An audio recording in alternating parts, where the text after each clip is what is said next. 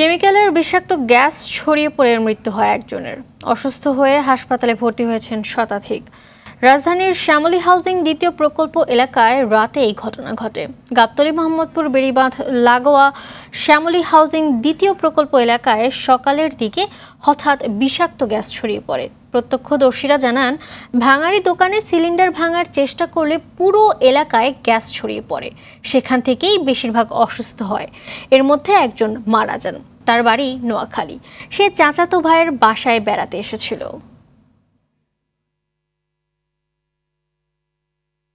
দর্শক, এই মুহূর্তে বেড়িবাঁধ এলাকায় আছেন সহকর্মী সাদিয়া কানিজ। তার কাছ থেকে ঘটনার বিস্তারিত জেনে নেব। সাদিয়া, ঘটনার সবশেষ হতাহতের সংখ্যা জানতে পেরেছেন কিনা, আর কিভাবে ঘটলো এই ঘটনা জানাবেন আমাদের। মালিহা, আপনি যেমনটি বলছিলেন, গতকাল রাতেই কিন্তু এই কেমিক্যাল ভর্তি যে গ্যাস সিলিন্ডার সেটি কিন্তু একটি ভাঙারির দোকানে আনা হয় এবং সেই ভাঙারির দোকানের যারা কর্মচারী ছিলেন তারাই আসলে এই সিলিন্ডার ভাঙার চেষ্টা করছিলেন। সেই ভাঙার পরেই কিন্তু তারপরে আস্তে আস্তে এই কেমিক্যাল আসলে পুরো এলাকায় ছড়িয়ে পড়ে এবং যারা বয়স্ক ছিল এবং শিশুরাও আসলে অনেকেই অসুস্থ হয়ে পড়েন। আশেপাশের যেসব বাড়ি ছিল সব বাড়িরই আসলে অনেকেই অসুস্থ হয়ে পড়ে এবং বেশিরভাগ মানুষকেই আসলে হাসপাতালে নিয়ে যে ভর্তি করে দেওয়া হয়। অনেকেই আমাদেরকে যারা প্রত্যক্ষদর্শী ছিলেন তারা জানিয়েছে যে আসলে যখন এই গ্যাসটি ছড়িয়ে পড়ে তারা আসলে বুঝতে পারছিলেন না যে কোথা থেকে এই ঘটনা সূত্রপাত হয়েছে এবং তারা আসলে চোখে কিছু দেখতে পাচ্ছিলেন না এবং নিঃশ্বাস ঠিক মতো নিতে পারছিলেন না, শ্বাস প্রশ্বাসের সমস্যা হচ্ছিল।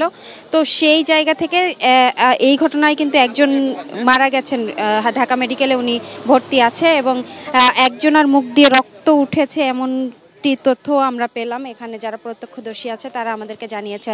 আর যারা হাসপাতালে ভর্তি ছিলেন তারাও দুই একজন করে যখন সুস্থ হয়েছে তারা এসেছে এবং আমাদের সাথে কথা বলেছে যে হঠাৎ করেই গতকাল রাত 3টা সাড়ে 3টা নাগাদ সময়েই কিন্তু তাদের এই ঘুমন্ত অবস্থায় শ্বাস প্রশ্বাসের সমস্যা দেখা দিলে তারা আসলে খোঁজাখুঁজি শুরু করে কোথা থেকে আসলে এই কেমিক্যালের উৎপত্তি হলো এবং তারা আসলে অসুস্থ হয়ে যাচ্ছে।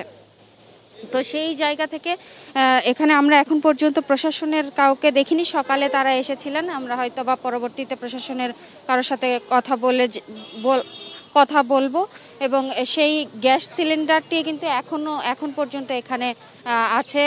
এখন আমরা এই লাইভ দিচ্ছি, এখন পর্যন্ত কিন্তু এই গ্যাস সিলিন্ডারের যে তীব্র একটা গন্ধ, সেই গন্ধ কিন্তু আমরা পাচ্ছি এবং মাস্ক ছাড়া আসলে থাকা যাচ্ছে না। তো একজন প্রত্যক্ষদর্শীর সাথে একটু কথা বলে দেখি যে উনি আসলে কি দেখেছিলেন।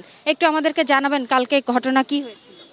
এই 12:30 থেকে 1টা বাজে তখন এই দোকানদার আর কি গ্যাস সিলিন্ডারটা বাইকের এনে এখানে আনছে। আনার পরে বা আপনার আধা ঘন্টা, তখন রাত্রি 1টা বাজে, 1টার দিকে তখন একটা বিশ্রী একটা গন্ধ বাইর হয়েছে।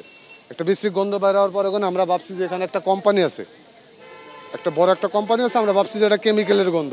আমরা অনেক লোকজন মিলে, এলাকার লোকজন মিলে খুঁজতে এখানে আসছি। আইসা দেখি এখানে কোনো কিছু নাই। তারপর আমরা আস্তে আস্তে যখন বেড়িবাঁধের উপরে উঠি তখন 2টা মহিলা আমাদেরকে বলে যে এই গ্যাসের বোতলটা এই বাঙালির দোকানদার এখানে ফাটাইছে। এই গ্যাসের বোতল থেকে এই বিষাক্ত ধোঁয়া বাইর হচ্ছে। এখন আপনার বর্তমান অসুস্থ আছে 17 জন, আর একজন মারা গেছে, আরেকজন ঢাকা মেডিকেলে ব্লাড পড়তেছে গলা দেয়া। ধন্যবাদ। আপনি শুনছিলেন মালিহা যে একজনের কিন্তু ব্লাড পড়ছে গলা দিয়ে, ঢাকা মেডিকেলে ভর্তি আছে তিনি, আর যিনি মারা গেছেন তার মরদেহ কিন্তু এখন পর্যন্ত ঢাকা মেডিকেলে রাখা হয়েছে। ধন্যবাদ সাদিয়া।